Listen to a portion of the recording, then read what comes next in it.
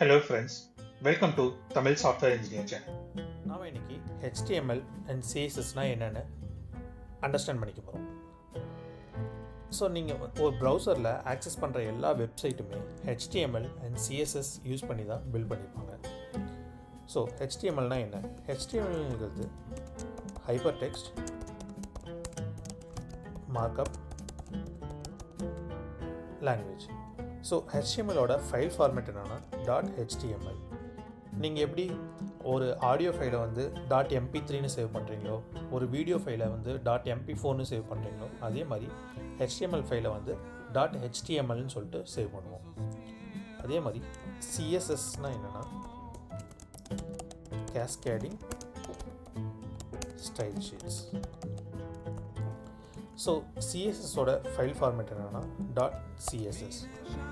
So cascading style sheets அப்படின்னா நீங்கள் வந்து சிஎஸ்எஸ் வந்து அப்ளை பண்ணுறப்ப பேரண்ட்லேருந்து சைல்டு, அதாவது உங்களுக்கு வந்து டாப்லேருந்து டவுன் வரையும் அந்த ஸ்டைல்ஸ் வந்து அப்ளை ஆகிட்டே வரும். ஸோ அதனால தான் அதை வந்து கேஸ்கேடிங் ஸ்டைல் ஷீட்ஸ்னு சொல்லுவோம். ஸோ நம்ம இன்டெப்த்தாக நம்ம சிஎஸ்எஸ் பற்றி பார்க்குறப்ப பார்க்கலாம். ஸோ நெக்ஸ்ட்டு HTML அப்புறம் CSS ரெண்டுத்தையும் சிம்பிளாக ஒரு எக்ஸாம்பிள் வச்சு சொல்லணுன்னா, நீங்கள் இப்போ ஒரு பைக்கோ இல்லை காரோ வாங்குறீங்க. ஸோ அதுதான் வந்து HTMLன்னு வச்சுங்களேன். ஸோ நீங்கள் அந்த காரோ பைக்கை வாங்கினதுக்கப்புறம் நீங்கள் அடிஷ்னலாக சில ஆக்சசரிஸ் போடுவீங்க. ஸோ அது எதுக்காகனா ட்ரைவ் பண்ணுறவங்களோட கன்வீனியன்ஸ்க்காக. எக்ஸாம்பிளுக்கு நீங்கள் ஒரு சீட் கவர் போடலாம், இல்லை வந்து ஒரு ஆடியோ பிளேயர் இன்ஸ்டால் பண்ணலாம். ஸோ அந்த மாதிரி எக்ஸ்ட்ரா அக்சசரிஸ் வந்து நம்ம ஆட் பண்ணுவோம். ஸோ அதே தான் நீங்கள் வந்து ஒரு வெப்சைட்டு க்ரியேட் பண்ணணுன்னா அந்த வெப்சைட்டுக்கான லேஅவுட்டை வந்து நம்ம HTML வச்சு டிசைன் பண்ணுவோம்.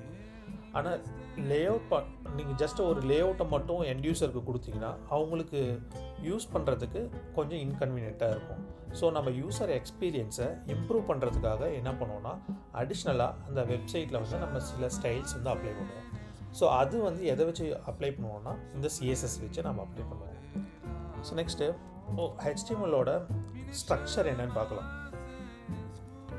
ஸோ நான் வந்து google.com வந்து ஒரு எக்ஸாம்பிள் எடுத்திருக்கேன்.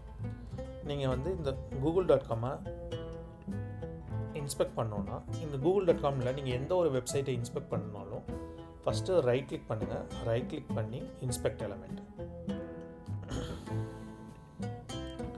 இப்போ பார்த்தீங்கன்னா ஸோ இதுதான் வந்து ஒரு HTMLோட ஸ்ட்ரக்சர். ஸோ ஃபஸ்ட்டு வந்து டாக் டைப் HTMLன்ட்டு ஒரு டேக் இருக்குது. ஸோ நெக்ஸ்ட்டு வந்து HTML டேக் இருக்குது. அந்த HTML டேக் உள்ளார ஹெட்டுங்கிற ஒரு டேக் இருக்குது, இன்னொன்று பாடிங்கிற ஒரு டேக் இருக்குது. ஸோ இந்த டாக் டைப் HTML அப்படின்னா என்னென்னா, HTMLல வந்து நிறைய வெர்ஷன்ஸ் இருக்குது. HTML 1, 1.5 அந்த மாதிரி. ஸோ இப்போ லேட்டஸ்ட் வெர்ஷன் என்னென்னா HTML5. ஸோ ப்ரௌசர் வந்து நீங்கள் வெப்சைட் வந்து எந்த HTML வெர்ஷனில் யூஸ் பண்ணியிருந்தீங்கனாலும் அந்த HTML பேஜஸை வந்து ப்ரௌசரில் ரெண்டர் பண்ணணும். ஸோ ப்ரௌசர் ரெண்டர் பண்ணுறதுக்காக எந்த HTML வெர்ஷனை நீங்கள் யூஸ் பண்ணுறீங்க அப்படின்னு சொல்லிட்டு ஐடென்டிஃபை பண்ணுறதுக்காக நாம் இந்த டேகை யூஸ் பண்ணுறோம். ஸோ நீங்கள் வந்து இந்த டேகே இல்லைனாலுமே ப்ரௌசர் வந்து உங்கள் வெப்பேஜை வந்து ரெண்டர் பண்ணணும். இருந்தாலும் ஒரு ஸ்டாண்டர்ட் ப்ராக்டிஸ்க்காக நாம் இந்த டாக் டைப் HTMLங்கிற டேகை யூஸ் பண்ணணும். ஸோ டாக் டைப் HTMLன்னு யூஸ் பண்ணிங்கன்னா உங்களோட வெப்பேஜ் வந்து லேட்டஸ்ட் HTML5 வெர்ஷனை யூஸ் பண்ணுதுன்னு அர்த்தம். இந்த டாக் டைப் HTML வந்து ஏன் யூஸ் பண்ணுறோன்னு சொல்லிட்டு கொஞ்சம் அண்டர்ஸ்டாண்ட் பண்ணிக்கிங்க. ஏன்னா நீங்கள் ஒரு ஃப்ரெஷராக இருந்தீங்கன்னா டாக் டைப் ஏன் யூஸ் பண்ணுறோம் அப்படின்னு சொல்லிட்டு உங்களோட இன்டர்வியூவில் இந்த கொஸ்டினை நீங்கள் எக்ஸ்பெக்ட் பண்ணலாம். ஓகே, ஸோ நெக்ஸ்ட் வந்து HTML டேகு. HTML டேக்குலர் ஹெட்டு, நெக்ஸ்ட் வந்து ஒரு பாடி டேக்.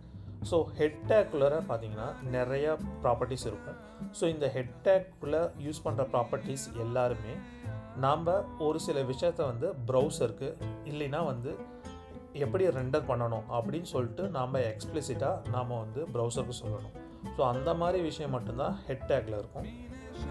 நம்மளோட கம்ப்ளீட் வெப்பேஜ் வந்து ரெண்டர் ஆகிறது வந்து பாடி டேக்கில் தான் இருக்கும். நான் இப்போ வந்து ஒரு sample file HTML file create பண்ணுறேன். intro.html. நம்ம பார்த்த மாதிரி ஃபைல் ஃபார்மேட் வந்து .html. ஸோ இந்த நேம் வந்து நீங்கள் எந்த நேம் வேணாலும் க்ரியேட் பண்ணிக்கலாம். ஸோ நான் வந்து விஎஸ் கோட் எடிட்டர் வந்து யூஸ் பண்ணுறேன். சப்போஸ் நீங்கள் வந்து விண்டோஸோ இல்லை வந்து லினக்ஸ் மெஷினோ யூஸ் பண்ணிங்கன்னா உங்களோட எந்த எடிட்டர் நீங்கள் வச்சுருக்கீங்களோ அந்த எடிட்டரை யூஸ் பண்ணிக்கலாம். அப்படி இல்லை எந்த எடிட்டருமே இல்லை அப்படின்னாலும் நீங்கள் நோட்பேடில் வச்சு இந்த HTML ஃபைலை க்ரியேட் பண்ணிக்கலாம். இல்லை உங்களுக்கு விஎஸ் கோடே வேணும் அப்படின்னு சொன்னீங்கன்னா கமெண்ட்டில் மென்ஷன் பண்ணுங்கள். நான் விஎஸ் கோடு எப்படி இன்ஸ்டால் பண்ணணும் அப்படிங்கன்னு சொல்லிட்டு இன்னொரு வீடியோ ஷேர் பண்ணுறேன். ஸோ நம்ம டாக் டைப் க்ரியேட் பண்ணுறோம். நெக்ஸ்ட்டு HTML டேக் க்ரியேட் பண்ணுறோம். நெக்ஸ்ட்டு ஒரு ஹெட் டேக்கு, நெக்ஸ்ட்டு ஒரு பாடி டேக். இப்போ நான் இந்த பாடி டேக்குள்ளே ஒரு டெக்ஸ்ட்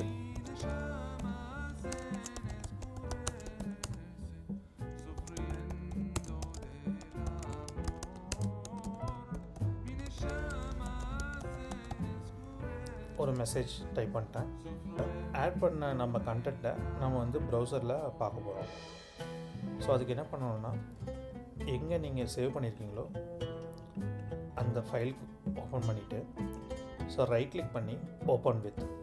ஸோ இப்போ வந்து இந்த ஓப்பன் வித் ஆப்ஷன் போனீங்கன்னா பை டிஃபால்ட் உங்கள் சிஸ்டத்தில் என்ன ப்ரௌசர் டிஃபால்ட் ப்ரௌசரோ அந்த ப்ரௌசர் நேம் காட்டும்.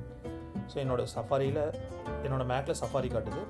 சப்போஸ் நீங்கள் வந்து ஃபயர்ஃபாக்ஸ் இல்லை க்ரோம் என்ன ப்ரௌசர் இருக்கோ அந்த ப்ரௌசரில் ஓப்பன் பண்ணிக்கணும். ஓகே, ஸோ இப்போ பார்த்தீங்கன்னா நம்ம ஆட் பண்ண டெக்ஸ்ட்டு இங்கே வந்துருச்சு. இப்போ ரைட் கிளிக் பண்ணி இன்ஸ்பெக்ட் எலிமெண்ட். ஸோ அதே மாதிரி டாக் டைப் டேக் இருக்குது, HTML இருக்குது, ஹெட் டேக் இருக்குது, நெக்ஸ்ட்டு பாடி டேக் இருக்குது. இப்போ பார்த்தீங்கன்னா ஸோ நம்மளோட டைட்டில் இந்த வெப்பேஜோட டைட்டில் என்ன காட்டுதுன்னா intro.html இருக்குது. அதே நீங்கள் கூகுளில் பார்த்தீங்கன்னா கூகுள்னே காட்டுது. ஸோ நம்மளோட வெப்பேஜோட டைட்டில் நம்ம எப்படி சேஞ்ச் பண்ணணும் அப்படின்னா ஸோ ஹெட் டேக் போயிட்டு டைட்டில். ஸோ டைட்டில் வந்து உங்களுக்கு வெப்பேஜுக்கு நீங்கள் என்ன டைட்டில் கொடுக்கணும்னு நினைக்கிறீங்களோ அந்த டைட்டிலை கொடுத்துட்டு டைட்டில்ங்கிற டேக் கொடுத்துட்டு வந்துட்டு ரீலோட் பண்ணிங்கன்னா பாருங்கள் நம்மளோட வெப்பேஜோட டைட்டில் மாறிடுச்சு. ஸோ நீங்கள் இங்கே நோட் பண்ணிங்கன்னா இந்த இடத்துல வந்து ப்ரௌசரோட டிஃபால்ட் லோகோ வந்து இந்த இடத்துல டிஸ்பிளே ஆகுது. ஸோ இந்த இடத்துல வந்து நம்ம கஸ்டமைஸ்டாக நம்ம வெப்பேஜோட லோகோ எப்படி அப்டேட் பண்ணணும்னா ஸோ நம்ம வந்து ஃபேவிகான்னு சொல்லிட்டு நம்ம அப்டேட் பண்ணணும். ஸோ அது வந்து நம்ம ஃப்யூச்சர் வீடியோஸில் பார்க்கலாம் எப்படி நம்ம லோகோ வந்து அப்டேட் பண்ணணும் அப்படின்ட்டு. ஸோ நெக்ஸ்ட்டு இன்னொரு முக்கியமான விஷயம். ஸோ நீங்கள் HTMLயில் பார்த்தீங்கன்னா நம்ம எல்லாமே டேக்ஸ்ன்னு சொல்லுவோம். ஸோ அந்த டேக்ஸோட ஃபார்மேட் என்னென்னா ஸ்டார்டிங்கில் வந்து ஒரு டேக்கோட நேம் இருக்கும். ஸோ இந்த டேக் நேம் வந்து இங்கே பார்த்தீங்கன்னா ஹெட் டேக் இருக்குது, பாடி டேக் இருக்குது. ஸோ அதே மாதிரி நிறைய டேக்ஸ் இருக்குது. ஹெட்டருக்கு வந்து ஹெட்டர்னு ஒரு டேக் இருக்குது, ஃபூட்டர்னால் வந்து ஃபூட்டர் டேக் இருக்குது, நேவிகேஷனல் பேனல்ஸ்க்கு வந்து நேவ்னு ஒரு டேக் இருக்குது. ஸோ அதே மாதிரி எந்த டேக்காக இருந்தாலும் அந்த டேக்கோட நேமு. ஸோ நெக்ஸ்ட்டு வந்து அது க்ளோஸ் பண்ணுறப்ப ஸோ இந்த டேக்குள்ளே வந்து உங்களோட கண்டென்ட் என்ன கண்டென்ட் வேணாலும் இருக்கலாம். ஸோ அந்த கண்டென்ட் இருக்கும். ஸோ எண்டிங்கில் வந்து ஒரு ஸ்லாஷ் அதுக்கப்புறம் அந்த டேக்கோட நேம். ஸோ இதுதான் வந்து ஜென்ரல் ஃபார்மேட். ஸோ நெக்ஸ்ட் இன்னொன்று முக்கியமான விஷயம் நம்ம எப்படி கமெண்ட் பண்ணணும் அப்படின்னு பார்க்கலாம். ஸோ எக்ஸாம்பிளுக்கு ஸோ இதுதான் வந்து நம்ம HTMLல எப்படி கமெண்ட் பண்ணணும் அப்படிங்கிறதுக்காக Sintex. So open bracket exclamation அதுக்கப்புறம் 2 டேஷ் அதுக்கப்புறம் 2 டேஷ் அதுக்கப்புறம் க்ளோஸ் பேசஸ். ஸோ இதுக்குள்ளார நீங்கள் என்ன வேணாலும் டைப் பண்ணிக்கலாம். இப்போ வந்து this is a commented message அப்படின்னு சொல்லிட்டு நான் டைப் பண்ணுறேன். ஓகேங்களா? ஸோ இப்போ இந்த டேகுக்குள்ளார நம்ம என்ன டெக்ஸ்ட் டைப் பண்ணியிருக்கோமோ அந்த டெக்ஸ்ட்டு வந்து உங்களோட வெப்பேஜில் வந்து வரவே வராது. பட் ஆனால் நீங்கள் இன்ஸ்பெக்ட் பண்ணி பார்த்தீங்கன்னா அந்த என்ன மெசேஜ் டைப் பண்ணிங்களோ அந்த மெசேஜ் வந்து உங்கள் இன்ஸ்பெக்ட் எலிமெண்ட்டில் அதாவது அந்த டாம் எலிமெண்ட்டில் இருக்கும். பட் ஆனால் எண்ட் யூசருக்கு வந்து இந்த மெசேஜ் வந்து டிஸ்பிளே ஆகாது. ஓகே, ஸோ நாம் ஏன் இந்த கமெண்ட்ஸ் யூஸ் பண்ணணும் அப்படின்னா உங்கள் வெப்பேஜ் வந்து சிம்பிளான ஒரு சிங்கிள் பேஜ் வெப்பேஜ், அதாவது நீங்கள் மட்டும்தான் அதில் டெவலப் பண்ணுறீங்க அப்படின்னா ஒன்றும் ப்ராப்ளம் இல்லை. சப்போஸ் நீங்கள் வந்து ஒரு கம்பெனியில் ஒர்க் பண்ணுறீங்க, இல்லை வந்து நீங்கள் ஒரு ஃப்ரீலான்சராக யாருக்கோ ஒரு வெப்சைட் வந்து க்ரியேட் பண்ணுறீங்க. அப்போ வந்து ஒரு 4-5-6 பேஜ் இருக்கிற ஒரு வெப்பேஜை வந்து நீங்கள் ஒரு வெப்சைட்டை நீங்கள் க்ரியேட் பண்ணிங்கன்னா, ஸோ அப்போ வந்து நீங்கள் மட்டும் அந்த வெப்சைட்டில் வந்து ஒர்க் பண்ண மாட்டீங்க. இன்னும் ஒரு 2-3 டெவலப்பர் வந்து அந்த பர்டிகுலர் வெப்சைட்டில் வந்து ஒர்க் பண்ணுவாங்க. ஸோ அப்போ வந்து நீங்கள் ஏதாவது ஒரு கஸ்டம் லாஜிக், அதாவது இந்த யூஸ் கேஸ்க்காக நான் வந்து இப்படி ஒரு லாஜிக் ஆட் பண்ணுறேன் அப்படின்னு சொல்லிட்டு நீங்கள் ஒரு ஆட் பண்ணணும்னா, ஸோ அதை வந்து ஒரு கமெண்ட்டில் வந்து ஆட் பண்ணலாம்.